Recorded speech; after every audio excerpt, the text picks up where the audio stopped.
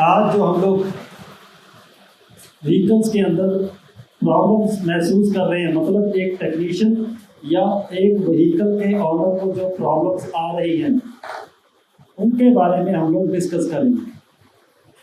BS6 के बारे में जब हमारे पास स्टूडेंट्स आते हैं तो उनके दिमाग में ये होता है कि यार BS6 के ऊपर हमें ट्रेनिंग करनी है। जब BS6 में ऐसा क्या आ गया जो हम लोग रिपेयर नहीं कर सकते। तो आज हम लोग यही डिस्कस करने वाले हैं कि BS6 इंडिया के अंदर 2020 के तकरीबन लॉन्च हुआ। 2020 से पहले मैं अगर आपको 2008 की बात करूं, उस समय भी BS6 से रिलेटेड प्रॉब्लम्स थी। सबसे पहले हम लोग एक बात कर लेते हैं, BS6 इंडिया के अंदर लॉन्च क्यों किया गया। जो गवर्नमेंट का डाटा है वो ये है कि 17 लाख लोगों की हर साल डेथ हो जाती है पोल्यूशन के कारण, जैसे सांस की प्रॉब्लम, ब्रेन में अटैक आ गया। इस तरह की समस्याएं जो गवर्नमेंट को लगा, रिसर्च के अंदर पता लगाया गया, इस तरह की प्रॉब्लम्स को सॉल्व करने के लिए या कम करने के लिए पोल्यूशन के ऊपर काम किया गया। जो व्हीकल से धुआं बाहर निकल रहा है या अदर फैक्ट्री से बाहर पोल्यूशन हो रहा है, इस तरह के जो गवर्नमेंट ने काम किया। व्हीकल्स हमारा जो काम है, आप लोग ऑटोमोबाइल से रिलेटेड ट्रेनिंग करने आए हो, हमारा जो मेन फोकस रहेगा वो इंडस्ट्री के ऊपर नहीं है, वो है व्हीकल्स के ऊपर। अब जब से ये लॉन्च हुआ उससे पहले क्या था, इसके अंदर एग्जॉस्ट के अंदर एक कैटालिटिक कन्वर्टर है जिसको हम लोग आम भाषा के अंदर मिट्टी बोल देते हैं। ये तकरीबन 2005 के करीब व्हीकल्स में सलेंसर के अंदर, एग्जॉस्ट के अंदर ये कैटालिटिक कन्वर्टर आया। उस समय किसी को भी पता नहीं था ये क्या है और क्यों यूज़ किया गया। और यूज़ होने के बाद 2, 4, 5, 10 साल के बाद उससे रिलेटेड समस्याएं जो आई वो किस तरह की थी, और 2020 के बाद उस समस्याओं का समाधान किया गया BS6 के अंदर। उसमें से मैं आपके साथ एक एक्सपीरियंस शेयर करता हूँ। 2008 के अंदर मेरे पास एक अल्टो गाड़ी आई हमारे पास गाड़ी पे काम करने के लिए। कस्टमर की कंप्लेंट थी, व्हीकल की माइलेज कम है, पिकअप लो है, इस तरह की हमें कस्टमर ने कंप्लेंट बताई। और उसमें साथ साथ ये भी बताया, क्योंकि मेरे पास स्कैनर था, कि मैंने पहले जो टेक्नीशियन को दिखाई गाड़ी, उन्होंने क्लच प्लेट चेंज कर दी, किसी ने फ्यूल मोटर चेंज कर दी, किसी ने प्लग चेंज कर दिए। तो वो ये सब काम करवाने के बाद हमारे पास पहुंचा। जिस तरह हम लोगों ने फॉल्ट को क्लियर किया, जैसे फॉर एग्जांपल सेंट्रो के अंदर, पेट्रोल व्हीकल्स के अंदर जब स्पीड लो हो जाती है तो हम लोग उसकी टैंकी में लगे हुई फ्यूल मोटर को चेंज करते हैं। फ्यूल मोटर मैंने भी ओरिजिनल डालकर देखी, थ्रोटल बॉडी पे काम किया, ईसीएम चेंज किया, वायरिंग देखा, लेकिन वो प्रॉब्लम सॉल्व नहीं हुआ। मुझे 2 दिन लगे 2008 के अंदर। जब हम लोग गाड़ी की ट्राई लेकर आए तो गाड़ी को डग के ऊपर लगाया गया, नीचे देखा तो सलेंसर पूरा लाल हो चुका है। मेरे भाई साहब ने बोला यार इसका सलेंसर देखते हैं, खोलते हैं। सलेंसर खोला गया, गाड़ी को दौड़ाया दोबारा, स्पीड बिल्कुल प्रॉपर नॉर्मल हो गई गाड़ी। तो सलेंसर में देखा तो कैटालिटिक कन्वर्टर ओवर हीट के कारण जल चुका था, जल गया वो। इसमें सुराख होते हैं सर, कैटालिटिक कन्वर्टर दिखाए, इसके अंदर बहुत ही छोटे बहुत बारीक होल्स होते हैं। ये होल्स बिल्कुल जलने के कारण बंद हो गई, जिसके कारण स्पीड, इस तरह के होल होते हैं। ये होल्स जब जल जाते हैं ओवर हीट के कारण तो सलेंसर में से एग्जॉस्ट में धुआं बाहर नहीं निकलेगा। तो इस समस्या को सॉल्व करने के लिए उस गाड़ी में कम से कम 15 दिन लगे और कस्टमर 10,000 रुपये खर्चा कर चुका था। तो BS6 के अंदर क्या चेंज आया, BS6 के अंदर इन चीज़ों को सॉल्व किया गया। आज BS6 के एग्जॉस्ट के ऊपर मैंने अभी बोला ये कैटालिटिक कन्वर्टर क्या हो गया था, क्या हो गया था, जल गया था। इसका मतलब ओवरहीट, तब वो जल गया। नंबर 2, डीजल भी पेट्रोल में जल गया, लेकिन डीजल में देखा गया चोक हो गया। चोक होने के कारण यदि mass air flow sensor faulty हो जाए तो एग्जॉस्ट में ब्लैक स्मोक, ब्लैक जो पार्टिकल है वो बहुत ज़्यादा निकलते हैं। और वो पार्टिकल्स इसमें से ये जो आप लोग होल देख रहे हो कैटालिटिक कन्वर्टर के, ये होल्स चोक हो जाते हैं, गैस बाहर नहीं निकलेगी, मतलब कि प्रेशर बढ़ जाएगा सिलेंसर के अंदर जहां एग्जॉस्ट है, उसके कारण इंजन के ऊपर प्रभाव पड़ता है, इसके ऊपर इंजन के ऊपर प्रभाव पड़ता है। चोक होने के कारण माइलेज और स्पीड कम हो जाती है डीजल गाड़ी की। तो इन समस्याओं को सॉल्व करने के लिए कि प्रेशर बढ़ा, टेम्परेचर बढ़ा चोक होने के कारण, तो इसके लिए आज BS6 के अंदर 2020 मतलब 12 साल के बाद हमारे टेक्नीशियन भाइयों के लिए कंपनियों ने काम किया। आज हमें लग रहा है यार BS6 के अंदर सेंसर बढ़ गए। कौन सा सेंसर बढ़ा? हम लोग, मैंने पहले भी आपको बताया, अगर आप +2 हो, आपने डिप्लोमा किया, आपको जनरल नॉलेज मिलेगी। अगर आप B.Tech करते हो तो आप गहराई में लेकर जाएंगे, M.Tech करते हो तो और गहराई में लेकर जाएंगे। अगर मैं आपको B.Tech की एक एग्जांपल दूं कि B.Tech के अंदर जब हम लोग बुक्स के अंदर रीड करते हैं सेंसर, ऑल वर्ल्ड के अंदर सेंसर एक है, लेकिन 5000 तरह का सेंसर यूज कर सकते हैं। मतलब सेंस करना, फिजिकल एनर्जी या मैकेनिकल एनर्जी को इलेक्ट्रिकल एनर्जी में चेंज करना, क्योंकि हम लोग इलेक्ट्रॉनिक्स में आ चुके हैं, इलेक्ट्रॉनिक्स जो हमारे माइक्रो कंट्रोलर्स हैं, उनकी जो भाषा है वो भाषा वो समझता कैसे है? माइक्रो कंट्रोलर वोल्टेज को समझता है, वोल्टेज, एम्पियर। हम लोगों ने सेंसर से सिग्नल लेकर माइक्रो कंट्रोलर तक क्या पहुंचाया? Electrical energy. आज एग्जॉस्ट के ऊपर, ट्रक्स के अंदर, कार के अंदर टेम्परेचर सेंसर लगा हुआ है। वो temperature sensor coolant temperature, air temperature, जो अभी तक आप लोग चेक करते आ रहे हो, देखते हैं, और आज फिर एयर टेम्परेचर। अभी जो बूस्ट प्रेशर सेंसर के अंदर जो टेम्परेचर सेंसर है, वही सेंसर कहाँ लगाया गया? BS6 के अंदर। और जो उसके अंदर बूस्ट प्रेशर सेंसर है वो एग्जॉस्ट के प्रेशर को चेक करने के लिए लगाया गया। तो कहने का मतलब आज जो क्लास है वो मेरे साथी धुरिंदर सिंह जी आपके साथ क्लास में बताएंगे आपको एक एक पार्ट के बारे में, उन पार्ट्स के काम के बारे में, क्यों यूज़ किया गया और किस तरह की आपको प्रॉब्लम्स आएंगी। तो अभी हम लोग क्लास स्टार्ट करते हैं। सबसे पहले BS6 के बारे में ध्यान से अपनी अपनी नोटबुक लेकर आप साथ में बैठना और इससे रिलेटेड जो बहुत ही इम्पोर्टेंट जानकारी है उसको नोट करना। BS6 के अंदर जो सबसे बड़ी चेंज थी वो क्या आई, उसके बारे में अभी जो आपसे सर ने बात की कि उसके अंदर एग्जॉस्ट के ऊपर काम किया गया, सबसे ज्यादा काम किया कि पोल्यूशन के ऊपर। अब यहां पे इस इंजन के अंदर क्या चेंज आया? पहले मैं कुछ चेंजेस के बारे में बात कर रहा हूं कि जिसके अंदर ये लगाया क्यों गया। कुछ ऐसी हार्मफुल गैसेस पैदा हो रही थी जिसके द्वारा हमें सांस लेने में प्रॉब्लम आ रही थी।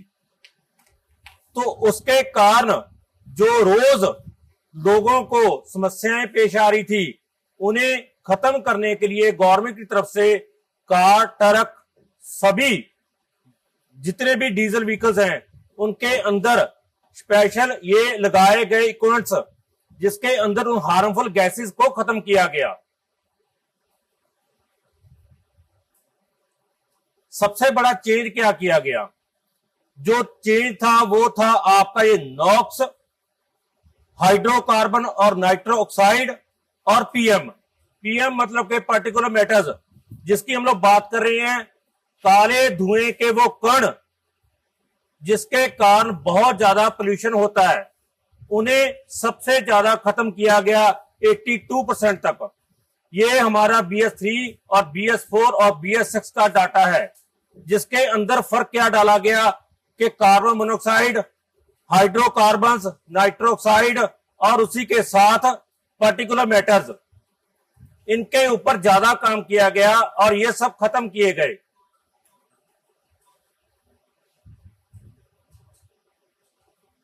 नॉर्मली है क्या?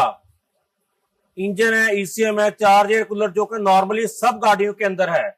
अब इसके अंदर जो खास चीज चेंज की गई वो था कि ETV और ITV, इनटेक थ्रोटल वाल्व और एग्जॉस्ट थ्रोटल वाल्व, के जो एयर अंदर आ रही है उसे पहले लॉक कर लो, फिर जो एयर बाहर जा रही है उसे लॉक कर दो और फिर उस एयर को पूरी तरह से खत्म कर दो, जला दो।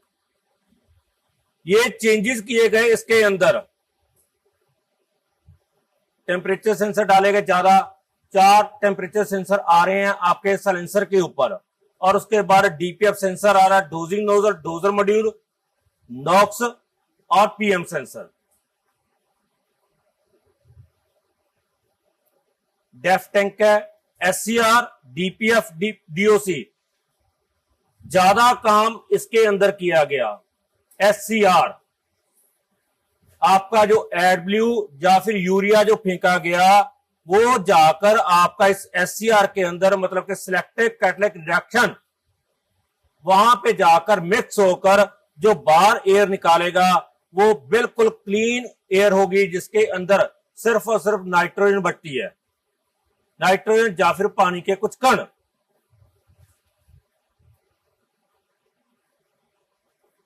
आपके पास BS6 गाड़ी के अंदर आपके साइलेंसर के अंदर जो एग्जॉस्ट एंटर करता है वहां पे एक सेंसर लगाया गया जिसे नाम दिया गया नॉक्स सेंसर।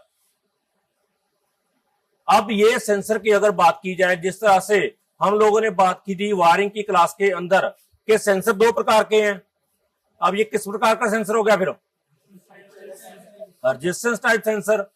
तो इसके अंदर अगर हम लोग देखें तो यहां पे हमारे पास 4 वायर आ रहे हैं और यहां पे मेरे पास 8 वायर निकल रहे होंगे। तो यहां पे अगर आप लोगों ने कभी इसकी वोल्टेज चेक की है जी, कितनी वोल्टेज है वहां पे?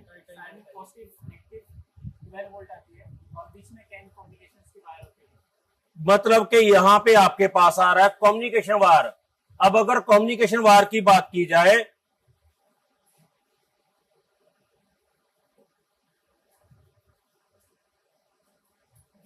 तो आपके पास कपलर है ऐसा,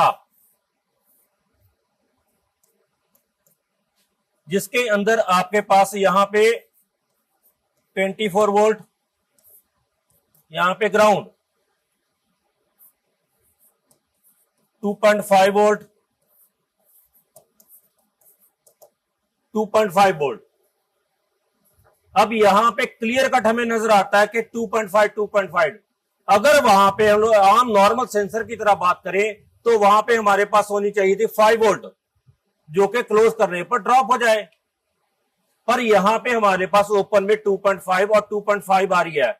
मतलब कि अब बात हो रही है कैन वायर की, कम्युनिकेशन वायर। तो यहां पे हमारे पास 2 कम्युनिकेशन वायर, एक पॉजिटिव और नेगेटिव। पॉजिटिव नेगेटिव सिर्फ इसे ऑन करने के लिए, और ये कम्युनिकेशन, इससे पूरी इंफॉर्मेशन लेकर ECM को बताना। अब इतनी इंफॉर्मेशन क्यों चाहिए? क्योंकि ये वही सेंसर है जो कि देखेगा क्या, oxygen, carbon dioxide, hydrocarbons, temperature, उसका सारा डाटा ये निकाल के आपके ECM को देगा। तो अगर इतने डाटे से देने हैं तो वहां पे इतनी वायरिंग बनानी पड़ेगी, तो वहां पे ये वायरिंग ना बनाकर कम्युनिकेशन वायर पैदा कर दिए गए, कैन हाई और कैन लो, जो कि ना तो क्लोज करने पर कम होगा ना ही ओपन में कुछ कम करेगा वो। तो इसलिए जब कभी भी मैंने जो आपको पहले वायरिंग की क्लास के अंदर बताया था कि सेंसर की वोल्टेज से पहचानो कि है क्या वहां पे, अब यहां पे हमारे पास नॉर्मल सेंसर की तरह 5 वोल्ट ना आकर 2.5 तो इसी वोल्टेज से हमें पता लगता है कि ये हमारा कम्युनिकेशन सिस्टम है, क्योंकि यहां से इसे ज्यादा इंफॉर्मेशन कलेक्ट करके फिर ईसीएम को बताना है, इसलिए पूरी इंफॉर्मेशन वो कैन के थ्रू उसे बता रहा है। इसीलिए आपको वोल्टेज चेक करवाएगी सर, ताकि वोल्टेज से आपको पता लग सके कि वहां पे क्या काम किया जा रहा है।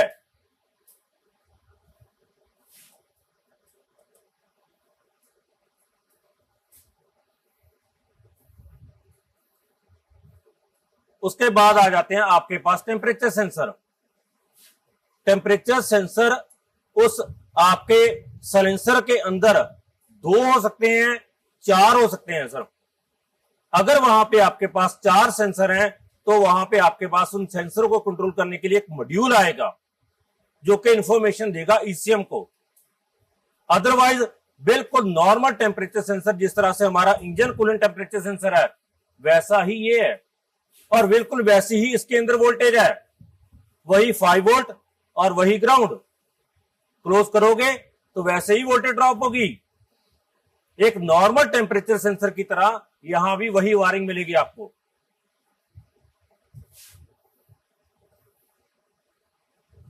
और उसके बाद आ जाता है सबसे बड़ा आपके पास, नॉर्मल मैं इसे एक फिल्टर का नाम देता हूं, डीओसी, डीजल ऑक्साइड कैटलिक। अब इसका काम क्या है? इसका काम है कि जो कार्बन, जो पोल्यूशन आपके एग्जॉस्ट के अंदर से बाहर जा रहा है उसे फिल्टर करना। अगर इस फिल्टर की बात करेंगे तो ये एक नॉर्मल फिल्टर की तरह नहीं होता कि जिसके अंदर से सीधा धुआं आया और बाहर निकल गया। अगर इस फिल्टर की बात करें तो ये जिगजैग होता है सर, चारों तरफ इस तरफ से एंटर करेगा, यहां जाएगा, फिर यहां जाएगा, फिर यहां जाएगा, फिर यहां जाएगा, फिर बाहर आएगा। मतलब कि उस पोल्यूशन को खत्म करने के लिए उस एयर को फिल्टर किया जाता है सबसे पहले यहां पे। और यहां पे अगर टेम्परेचर की बात करें तो 400 प्लस टेम्परेचर हो जाता है जी। मतलब ये बहुत ही स्पेशल मटेरियल है जो कि कम टेम्परेचर के अंदर बहुत ही हाई फ्लेम में आ जाता है, जिससे उस धुएं के अंदर, उस एग्जॉस्ट के अंदर जो एयर निकल रही है उसके अंदर जो डीजल के कुछ अनबर्न कण हैं, जो जल नहीं पाए, वो कण यहां पे टेम्परेचर के द्वारा चलाए जाते हैं। 400 से लेकर 600 डिग्री टेम्परेचर हो जाता है यहां पे। बाहर कितना नजर आएगा? नॉर्मल। और जो अभी सर आपसे बात कर रहे थे कि हमारे पास पुरानी गाड़ियों के अंदर 2005 के अंदर इंडिका कार के अंदर ये हमारे पास हुआ था कि साइलेंसर पूरा लाल, आज की डेट में भी हो जाते हैं। उसका कारण है इसका चोक हो जाना। अब आगे धुआं नहीं जा पाएगा, टेम्परेचर कैसे मेंटेन कर पाएगा वो? तो इसलिए वहां पे ये बहुत ही ज्यादा टेम्परेचर में आ जाते हैं।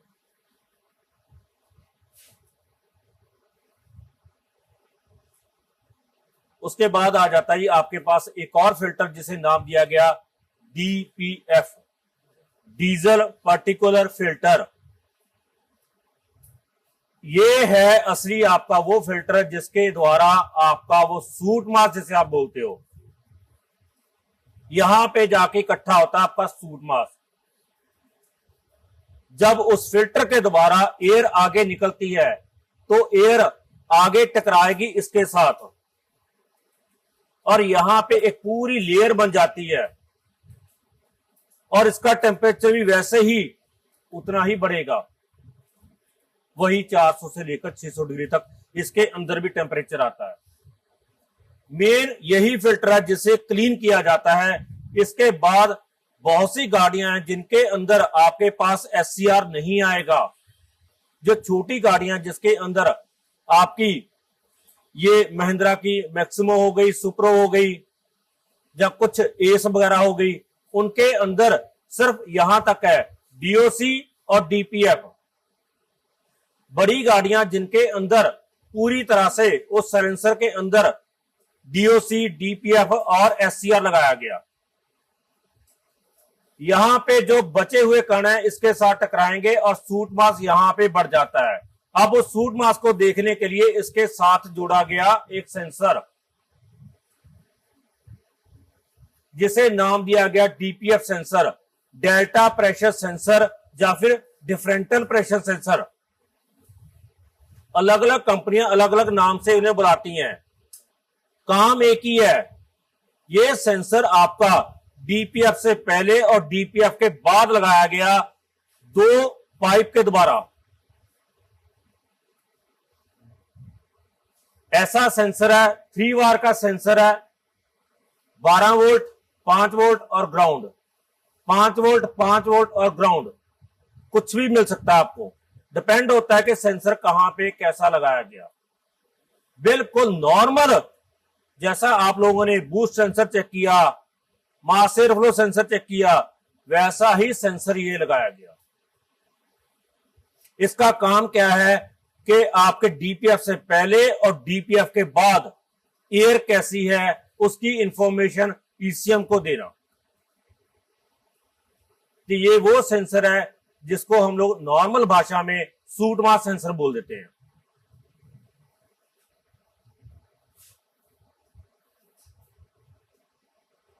उसके बाद आती है ये आपके पास ये डोजिंग नोजल। इस डोजिंग नोजल का काम है आपका वो एडब्ल्यू या फिर यूरिया। नॉर्थ अमेरिका के अंदर उसे डीपीएफ के नाम से बुलाया गया और अदर कंट्रियों के अंदर, यूरोप के अंदर उन्हें एडब्ल्यू का नाम दिया गया।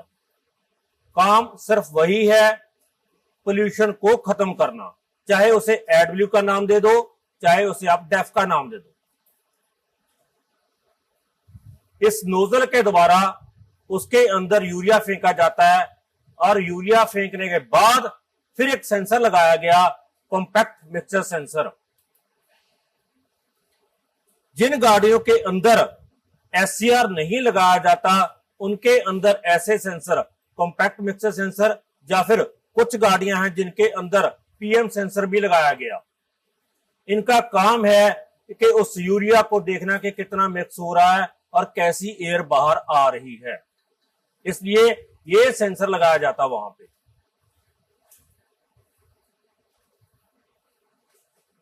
उसके बाद आ जाता है आपके पास एससीआर, सिलेक्टिव कैटलिक रिएक्टर। ये भी बिल्कुल वैसा ही फिल्टर है, बट इसका काम क्या है कि वहां से जो एयर अब निकल के आ रही है उसके साथ वो एडब्ल्यू या फिर यूरिया को मिक्स करके उसके अंदर एक केमिकल रिएक्शन करना। जब यहां पे वो केमिकल रिएक्शन होता है उसके बाद जो गैसेस बाहर जाएंगी उनके अंदर आपके वो नॉक्स, जिन्हें हम लोग नाइट्रो ऑक्साइड का नाम देते हैं, बहुत ही हार्मफुल गैस है वो, जिसके अंदर हमें सांस लेने में बहुत ज्यादा प्रॉब्लम आती है। तो इसलिए यहां पे उस यूरिया को फेंक कर उस एयर के साथ मिक्स किया जाता है, उसका केमिकल रिएक्शन किया जाता है और जो बाहर निकालेगा वो सिर्फ और सिर्फ नाइट्रोजन होगा आपका।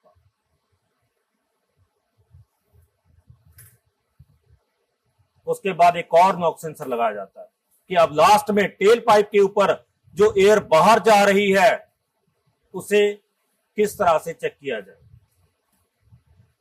तो ये एक और सेंसर लगाया जाता है जो कि उसके बाद की एयर को चेक करता है, और ये आ गया आपका पीएम सेंसर, और उसके बाद है आपका ये यूरिया टैंक।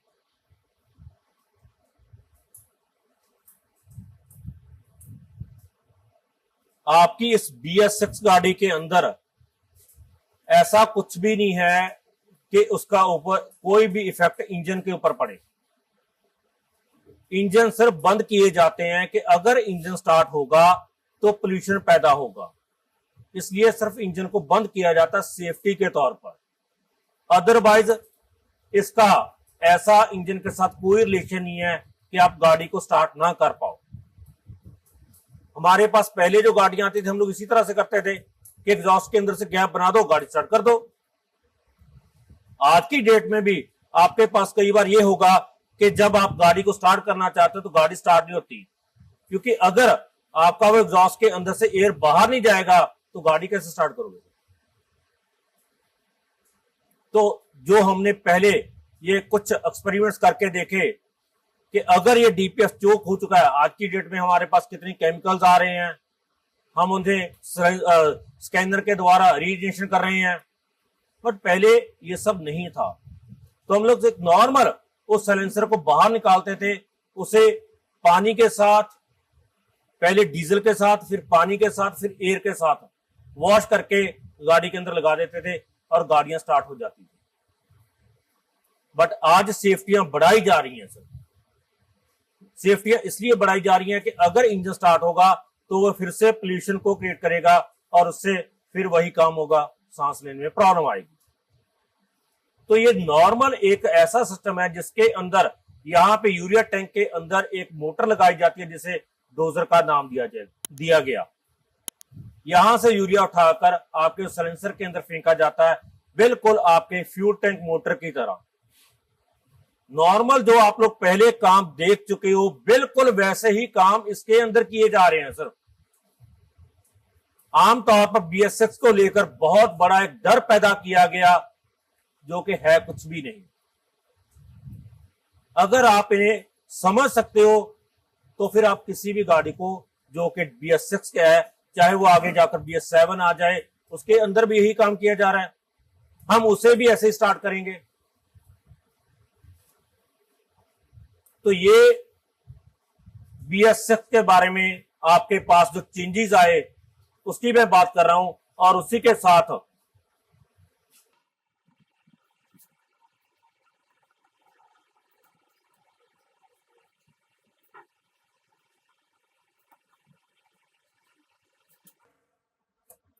एक वीडियो सर, इसे देखो और इसको समझने की कोशिश करो कि यहां पे सबसे पहले ये आपके सामने एक साइलेंसर है, यहां से आपका वो एग्जॉस्ट एंटर करेगा और उसके सामने बिल्कुल सबसे पहले जो एक सेंसर लगाया गया उसे नाम दिया गया नॉक्स सेंसर।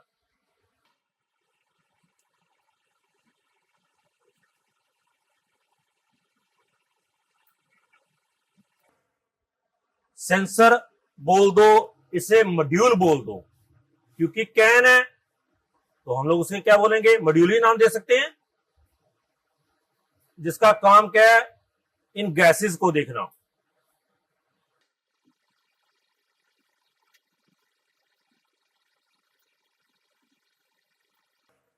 उसके बिल्कुल साथ में लगाया गया एक टेम्परेचर सेंसर जो कि उस एयर के टेम्परेचर को भी मेजर करेगा कि कितना टेम्परेचर से उसके अंदर एग्जॉस्ट एंटर कर रहा है।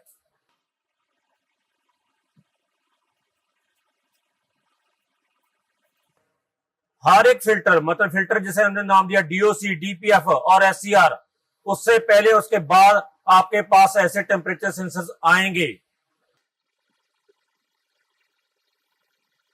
और उसके बाद आ जाता है आपके पास ये सेंसर जिसे हम लोग नाम देते हैं डिफरेंशियल प्रेशर सेंसर या फिर delta pressure sensor, DPF sensor. देखिए ये DPF से पहले और DPF के बाद एक पाइप यहां, एक पाइप यहां, और ये सेंसर लगाया गया 3 वार का सेंसर है जिसके द्वारा यहां से इंफॉर्मेशन जाएगी कि आपका वो DPF मतलब कि वो फिल्टर कितना चूक है और वहां पे कैसी एयर है। यहां से रबड़ की पाइप होती है, आगे जाकर स्टील की पाइप हो जाती है।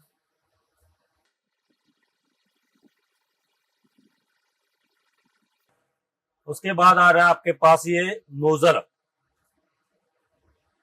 बिल्कुल आपके इंजेक्टर की तरह काम कर रहा है। इंजेक्टर सीधा फर्क ये रहता है कि वो सीधा फ्यूल को फेंकता है और ये स्प्रेड करेगा, फैला देगा उस एयर के साथ मिक्स होने के लिए आपके एडब्ल्यू या फिर यूरिया को।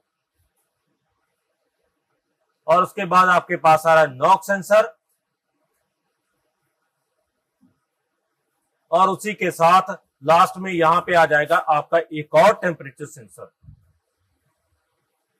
इसके अंदर सिर्फ और सिर्फ अगर बात की जाए ये पोल्यूशन को खत्म करने के लिए लगाया गया और इसके अंदर कुछ भी चेंज नहीं आया सर। ठीक है जी।